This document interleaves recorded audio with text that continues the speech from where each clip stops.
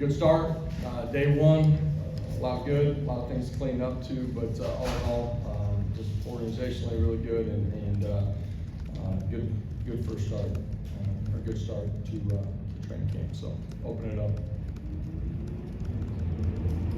Adam and Brent. Josh, you guys have had a whole lot of success recruiting and developing edge rushers, and not just James, but on after that, Jordan Ross received for the first time today. Byron Young. Byron Young, of course. How essential is it to have a difference maker in your philosophy at that Leo position? Well, in this league, but in general in football, if you want to be good, you got to be good up front, and guys that can rush the passer, that can affect the game on the first level are extremely important. That's your edge guys, it's also your interior. The depth that we've been able to build with the athletic traits that we're looking for. You know, as I said it a day ago, but it's as deep as we've been at that position. But we got great length, athleticism, ability to bend the corner. Those guys are multiple. They can play on the first level. They can drop some of your zone pressure packages, and they're really intelligent guys that can handle the volume of what they have to do within our scheme. Josh, with some of the changes to the summertime rules and now having more coaches that can be on the field, how much faster can you go this time of year in terms of installs and jumping into things? Can you go at an accelerated pace with a team the first few days? Yeah, I don't think you're accelerating your installs necessarily. I do think there's times where you can break out into more intentional, specific pods. Your front, your interior, but we're talking about Leos, those guys being able to break off. You got more eyes, more guys that are able to coach your secondary, so you can split those guys up more so into your drills. Austin and Casey. Coach, Josh Josephs is a guy that looks like he's transformed his body and gotten pretty good amount bigger. He's gotten a lot bigger. Definitely. What's been the change for him? Was there a point where you kind of saw the dedication a little bit more, or the light come on a little bit more? What was it? I think it's just the growth of the person, and that parlays itself into the growth of the player. For him, just what he's doing every minute of the day, how he's taking care of his body, sleep that he's getting, who he is outside of the building, and then when he's here, how intentional, how focused he is on, just becoming a master of his craft. And he's done a great job in the weight room. Nutrition has done a great job with him, and that's him taking the lead on those things. And you look at his frame now compared to where he was a year ago, dramatically different. His confidence and understanding of what we're doing, allowing his athletic traits to take over, continued fundamental development. Really excited about the offseason that he's had. When you have a guy like Jordan Ross who's coming in as a freshman, what are you wanting him to learn from a veteran in the room like James Pierce? Yeah, well, you learn what it takes to be a high-level college athlete, how you take care of your body, how you do extra inside of our building. That can be in the meeting room, it can be fundamental development on your own during the summer months. It's what it looks like to be the consummate pro, and we're fortunate that as we built this thing, we got guys that have the right accountability to the daily task, guys that understand what it takes to do your +1, meaning everybody in the country is lifting a certain amount of hours, a certain amount of practice hours during the week, during the season. How do you prepare yourself? What's your +1 to gain an edge? And that's in your position room as we're competing for playing time, but it's also against your opponents you play. Ben and Rob. Josh, what do you like about Chaz Nimrod's offseason and just where is he at entering year 3 of the program? Yeah, he's done an unbelievable job. One of the guys that we recognized during the course of our meetings yesterday, just the summer that he's had, how he's transformed his body. It's his body composition, it's his muscle mass, it's what he did in the weight room, hitting PRs. He's a guy that's going into year 3, his understanding of what we're doing offensively, the ability to play inside, play outside, play with speed, be decisive, be on the same page with the quarterback, coverage recognition.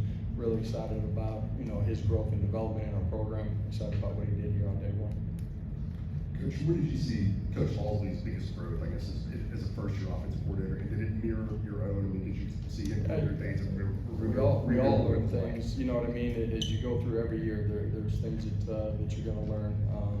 You know, in a leadership role, it's your communication with your staff, your players, your organizational, side of it. And then, you know, for us offensively, as the evolution continues to change as far as what we see from defensive structures, you know, just how we continue to put our players in the best position, both by personnel placement and by scheme, to go attack those things. Ryan, then Riley. Josh, what do you like about Jeremiah's further recruiting process and what makes him a good fit on the offensive line? Yeah, young as a football player, you look at where he played, you know, he played tight end, you know, he played D-line, but he played out in space a bunch. The opportunity to see him play basketball, his athletic traits, size, length, short area quickness, ability to bend. He's, you know, a young football player, that now, being on the offensive line, there's a lot of understanding and growth for him fundamentally, that's gonna take place, but, really rare and unique athletic traits. Coach Halsey mentioned Brew's eagerness to get out there off season. What did you see from him today? Yeah, for Brew, you could tell just walking out on the football field for him today at practice, it was a big day for him. Everything that's gone into, from the injury to the rehab, mentally and physically getting back to the point where you're ready to go compete. We're gonna control his volumes, but build it as we go through training camp. Today was a big moment, for him, really proud of what he's done and how he's grown. He's a tremendous leader inside of our locker room and really excited, that he's back with us. Riley and Casey. Coach, how's the in-element communication going, transitioning to that? How are the players reacting to hearing you and other coaches in their head? Yeah, quarterbacks get tired of hearing, us in the headsets, but, you know, it's unique, you gotta plan for it, you gotta be ready if it goes out to, you know, at times there's issues that occur with headsets, you gotta pre-plan that too, so it's an opportunity, it's a tool to use. We're trying to be intentional on how we do that on both sides of the ball, and at the same time, you gotta be ready to operate without it. Especially with the guys who just got here in June, how do you find the right balance between trying to get them to grow as quickly as possible, but also making sure they don't get lost with everything being so new for them? Yeah, you gotta learn it, earn it, and go take it. It's, you know, a player's responsibility to prove that he's gonna play at a championship level, play in, play out, day in, day out. Young guys, they gotta have an opportunity to grow, make mistakes, don't make the same mistake twice. Important that they learn from the guys that are in their room, as well. You gotta accelerate their curve. They're gonna have to handle the installs that we have to go through with our vets as well.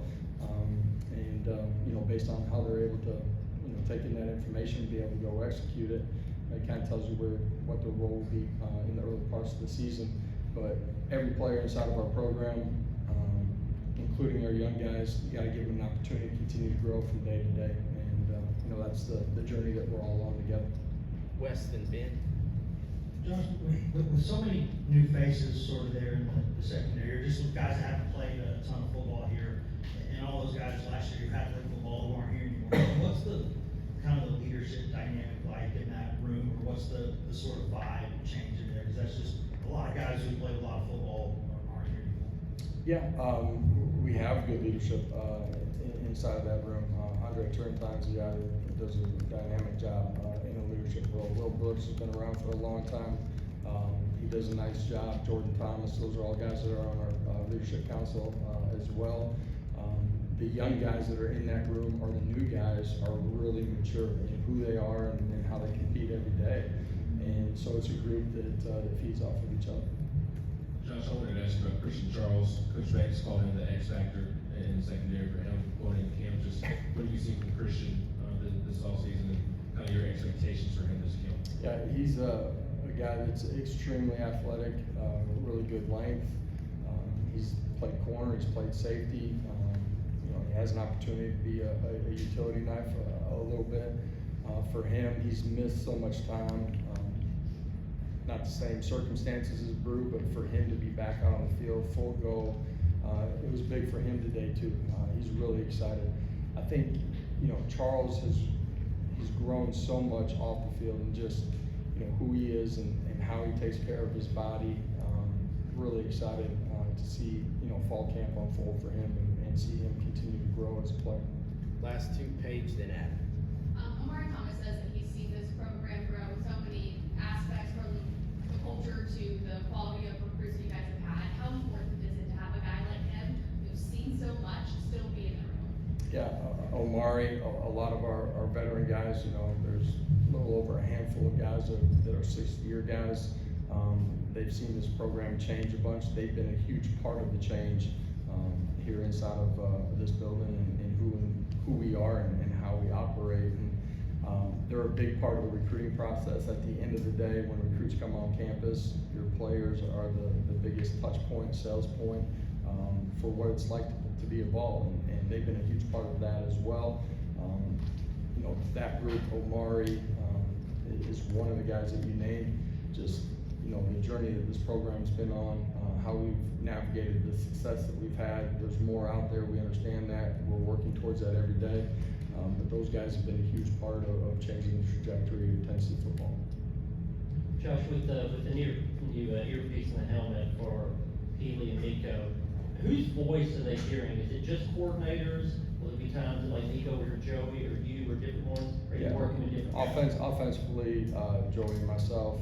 Defensively, it'll be Coach Banks. Is it complicated to switch them? I'm asking a technical question of you and Joey switching back and forth.